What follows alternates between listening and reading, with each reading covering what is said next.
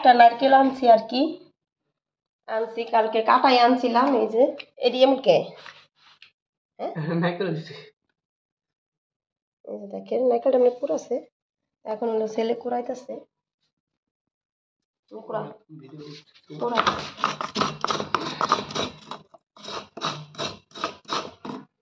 কুড়ামটা কি তো নাই কিছু, এখন হলো ডিপ ফ্রিজে রাইখা দিব।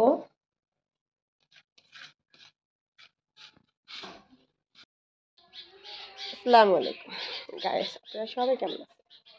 আশা করি ভালো আছেন। আবার অনেকে ভালো নেই, কারণ অনেক ঠান্ডা অনেক শীত, এই জন্য মনে করি অনেকেই ভালো নেই। তো আলহামদুলিল্লাহ শরীর স্বাস্থ্য ভালো আছে, কিন্তু শীতের কারণে আর খারাপ লাগে একটু।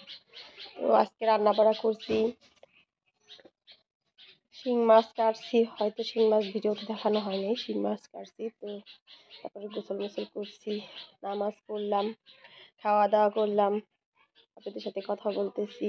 তো কে কোথায় থেকে দেখতেছেন আমার ভিডিওটি অবশ্যই কমেন্ট করে জানাবেন, আর সবাই কেমন আছেন তাও জানাবেন। তো আমার বাবার বাড়িতে হলো মনে হয় বেশি শীত, কারণ নদী কাছে তো কালকে ফোন দিয়েছিলাম, কথা বলি নাই, আবার ফোন দিতে হবে, কথা বলবো। তো দুই 3-4 দিন হয়ে গেছে বোনদের সাথে কথা বলা হয় না, তাদের ফোন দিব, দিয়ে কথা বলবো তো তারা কেমন আছে।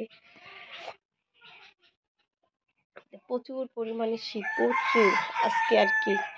কালকে ঠান্ডা ছিল, মানে তার আগের দিন প্রচুর পরিমাণে রোদ উঠছিল। তো বলছিলাম যে শীত গেল, শীত গেল, এখন তো পিঠা খাওয়ায় নেই এই বছর। শাশুড়ি মারা হলো কালকে বলছে আসবে না, আবার পরে ফোন দেওয়া বলছে আসবে। তো আসলে ভালো লাগে আর কি, পিঠা পুঠা সবাই মিলা খাইতে গেলে একটু ভালো লাগে, আর একা একা আর ভালো লাগে না। বলছিল আসবে না, তখন আমার মনটা খারাপ হয়ে গেছে যে একা একা পিঠা বানান, মানে খাওয়াটাও লাগে না তেমন। সবাই মিল্লা যদি পিঠা বানাই খাই মনের মধ্যে আর তৃপ্তি মিঠে একটা ভালো লাগে, আর একা একা এরকম মনে হইতেছে না।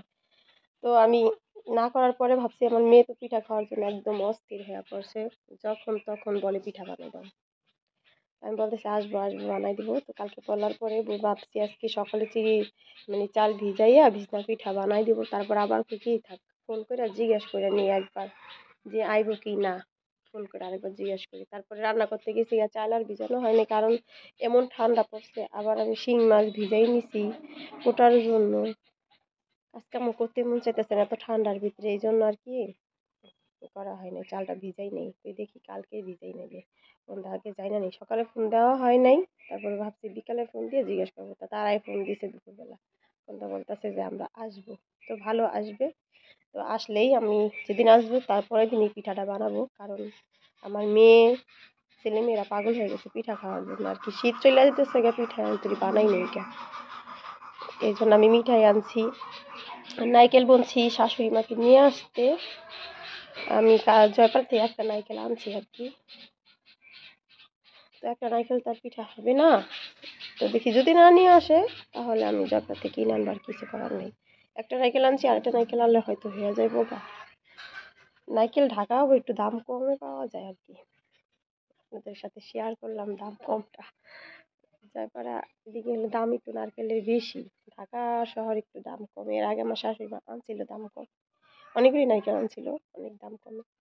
এই জন্য ভাবছিলাম যে এই জায়গায় 200 টাকা দাম দুইটা, 200 টাকা দাম দুইটা, আর ওই জায়গায় 200 টাকা আনবো 4টা, ওইদিকে আনলে লাভ না।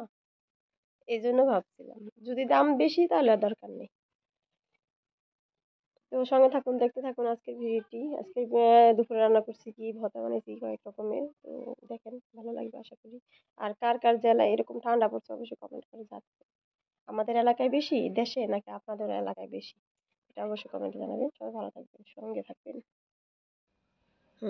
গাইস দেখতে পাচ্ছেন সন্ধ্যাবেলা হলো কলই শাক দিয়ে মুড়ি খেতে বসেছি, কলই শাকটা দেখাও, মুড়ি খেতে বসেছি। দুপুরে হলো কলই শাকটা রান্না করছি, তো ভাবলাম রাতের বেলা কিন্তু কলই শাক দিয়ে মুড়ি খেতে সেই স্বাদ।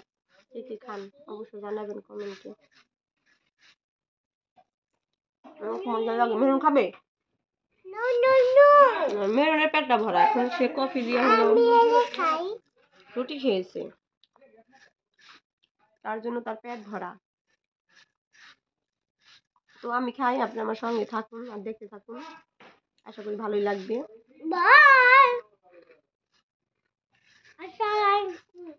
সকালে মজা লাগে অনেক। সকালে অনেক মজা লাগে রোদে বসে বসে মুড়ি দিয়ে পুরো শাক খেতে, তারপরে পুরো শাক দিয়ে ঠান্ডা ভাত খেতে। তো সকালে হয়তো খাওয়া হবে না, তার জন্য ভাবলাম এখন বসে রয়েছি, দুপুরে ভাত খাওয়া হয়েছে, রাতের বেলা কি খাবো, ছেলে মেয়ে খাইছে কফি দিয়ে রুটি দিয়ে, আমি ভাবলাম পুরো শাক দিয়ে খাবো মুড়ি, তো খাচ্ছি। আমি লবণ দিয়ে দিচ্ছি, অবস্থা দেখুন করে কেন।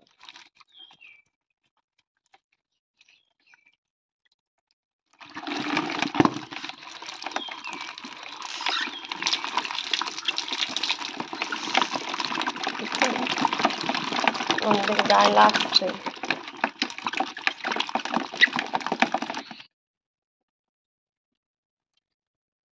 সকালবেলা নিয়ে আসলাম আবারও নতুন করে, অনেকদিন পরে বসা ভাত কিনে। ছেলেদের স্কুল বন্ধ হওয়ার পরে হলো বসা ভাত, আর রান্নাই করা হয়নি।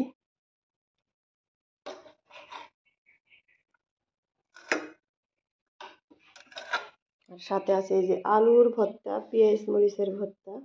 নতুন আলুর ভর্তা বানালাম বছরে এই প্রথম।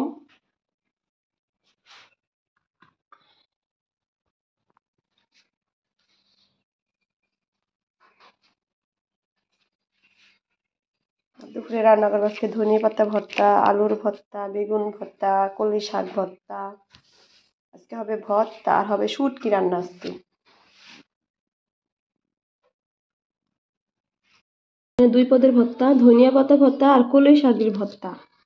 আর এখানে হচ্ছে এই যে লইটা শুটকি ভুনা, পাতলা ডাল, আর এখানে যে সকালে আলুর ভর্তা বানিয়েছি সেই আলুর ভর্তা, আর আছে ভাত। তো আজকের খানা এই পর্যন্ত এই ছিল। আর বাইরের আবহাওয়াটা অনেক খারাপ, আজকে অনেক ঠান্ডা পড়ছে, অনেক অনেক শীত লাগতেছে। অবস্থা দেখেন আজকে সারা দিনে এক ফোঁটা রোদ ওঠে নাই, অবস্থা দেখেন আকাশের এক ফোঁটা রোদ ওঠে নাই সারাদিনে। ওই যে আমার মুরগিটা দেখেন বসে রয়েছে। তো শীতে অনেকটাই কষ্ট লাগতেছে আজকে।